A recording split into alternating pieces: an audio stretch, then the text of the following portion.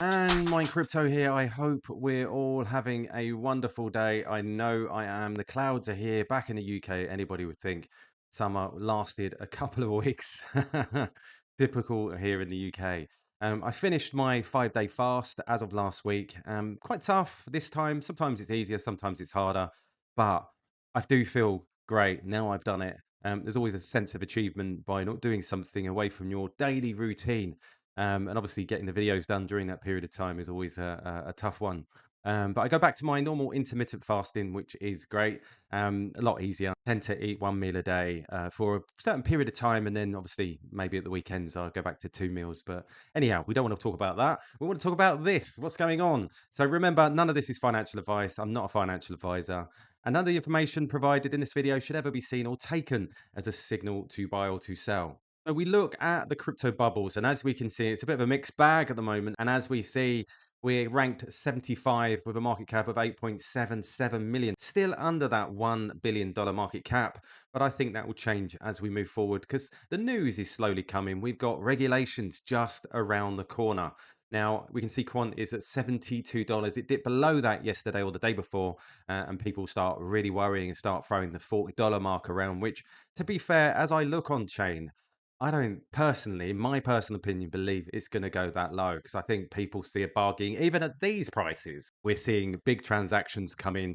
I follow several new wallets that are literally bagging constantly, filling up their bags. And as we can see here, the volume is pretty low at 12 million. But again, we know what Quant does, and we know if you've done your research, you will be aware of what the future holds with regards to APIs, with regards to Overledger, with regards to all the projects that Quant is immersed in. But we look at crypto Quant, and as we can see, we are still ranging. And we can see on the spot exchange reserves, we're currently sitting at that 263,000 mark, which is about 2% of the supply which is available to buy. Now, if we look at the overall exchanges, which includes those derivatives, which is like IOUs, futures, etc., that's actually sitting lower than previous, which is 1.567 million. So all looking rather good. Now, I see this morning, and as I was just saying, they are still scooping these up at these lower prices, and we suspect these are license lockups. Now, this wallet has grabbed a further 2,420 quant. This wallet has accumulated 9,283 quant in the last 2 weeks with 4 transactions. And you hear a lot of people say quant's dead. Well, if you're on chain looking the way I do, you see lots of transactions. Yes, we see lots of transactions going out, but the reason why I focus on these ones because they only hold quant and they have no outflows. Yes, I could look at other private wallets doing transactions. I could look at them leaving outflows and everything else, but these interest me because the wallets that I'm watching, they never leave. So this is important for the supply because if they're in these locked up wallets, they're going to stay there. Now, a lot of people say, well, they're only a year. Well, if you sign up to something like, I don't know, Microsoft Word package or another package, you tend to renew it constantly. Now, my belief is once you're using a service and there are no other services that can replace it, you're just going to continually renew that service. So for me, these particular wallets, a lot of people saying, well, they're going to go back into circulation. Maybe not. Maybe they will be continuously reapplied. I don't know, but that may be a question or maybe something that someone else can answer. But I know with subscriptions that I've had, if I like the service, I'll continue that service and I'll continue using it. So I'm guessing that will be the same with Overledger. We also see this from Sebastian, always putting out some great posts. And we see here Gilbert Verdian, the man, the myth, the cybersecurity god, the legend in the blockchain interoperability scene. Gilbert Verdian is a founder and CEO of Quant Network, a company focused on providing blockchain interoperability solutions.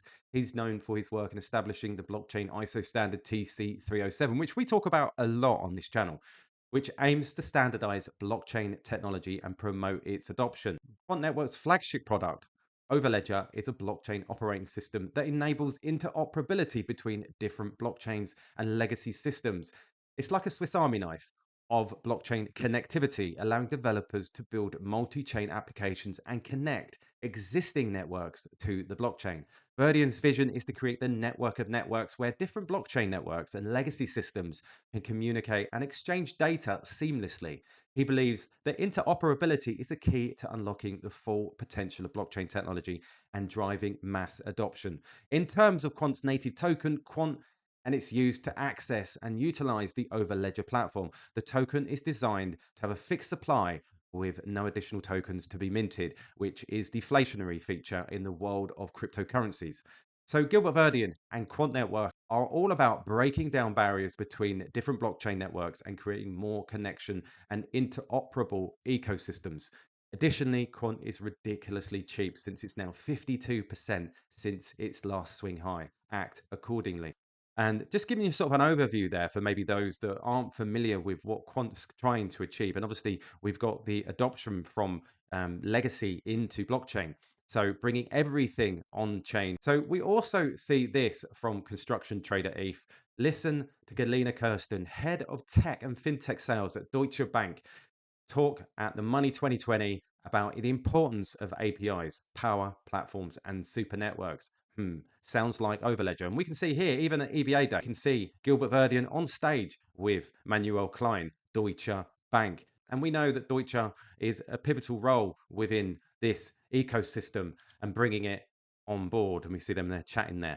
So let's have a listen to Really, this. did you want to add something, Galina? Yes, and that is of course fueled by new technology as well. APIs all over places, and I think SumUp has been really ahead of the curve of many fintechs leveraging the API, the instant technology to enable that, experience which we are all used to privately. I mean, we are all used to things happening instantly, being WhatsApp, being chats, being whatever, and that kind of experience is also looked after by consumers and yes, SME merchants.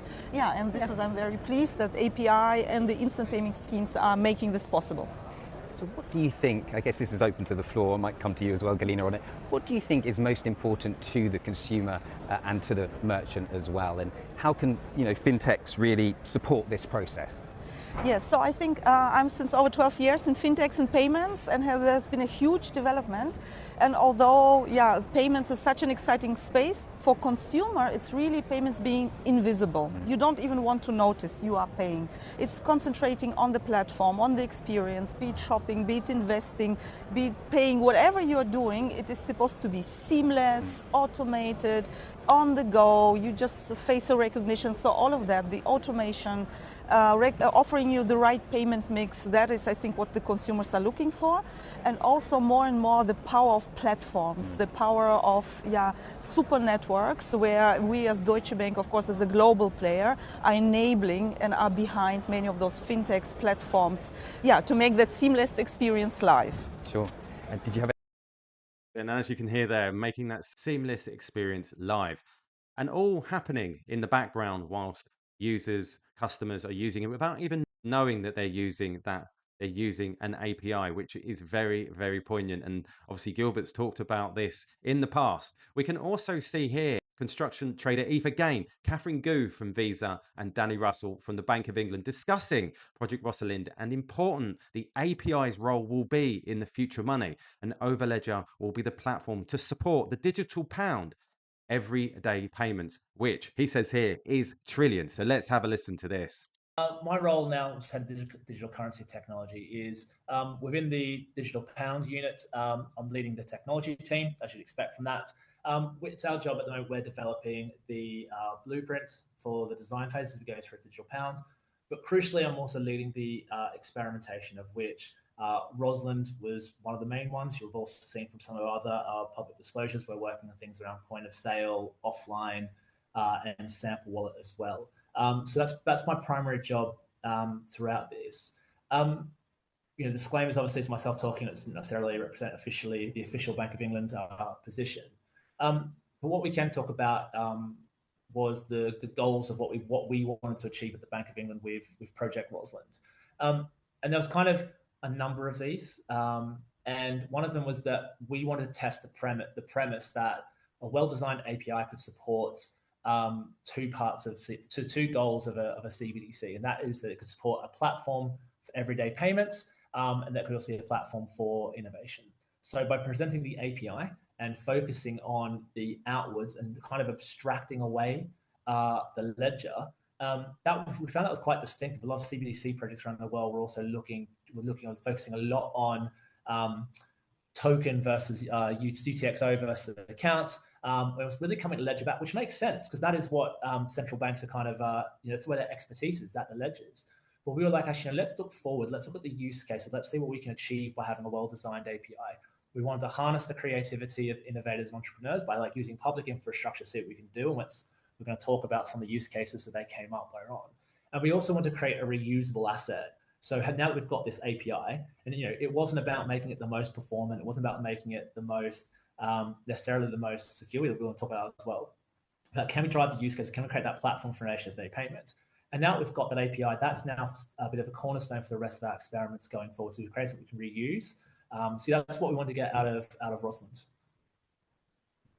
Now you heard, he said, now we've got that API. That will be the cornerstone of how they move forward. And we know that Quant is working with the Bank of England with its application programming interface, API. So looking very, very positive. For me, it's just a matter of time before everybody will start running to Quant. Now, we also see this from Knowledge Up Only, which is basically just the tech guy here. And he says one client already pushing 8.4 billion transactions through Overledger. Spunter is just one application on top of Sidechain, which relies on Overledger for interoperability between Corda, Hyperledger, and Enterprise Ethereum since 2019. And we can see here from Spunter the outcome. Within the first 6 months of Spunter, Banker DLT has processed 204 million transactions, achieving an automatic match rate of 97.6%, powered by Corda Enterprise. Now, we know the partnership with Quant Network is with Corda. The 100 banks currently on the network have used Spunter DLT as the only reconciliation method between them since October 2020. The next step will be to run the application at full capacity 24/7 with an estimated, listen to it, total volume at 8.4 billion transactions or more per year. Now, we know that Knowledge Up, he works for Corda R3 and he's a developer. So I always think some of the information coming from people like this is very, very important. So there you go, guys. Just thought I'd bring some quite interesting news as we're moving into the second half of this year and what's likely to come. There's so much news that could come out that could move Quant at any time. This is why I DCA. This is why I keep buying in as and when I've got some spare change available. So there you go, guys. I hope you enjoyed this video. Remember, please subscribe. Please hit that notification bell so that you don't miss any further videos. All the best, and I'll catch you later.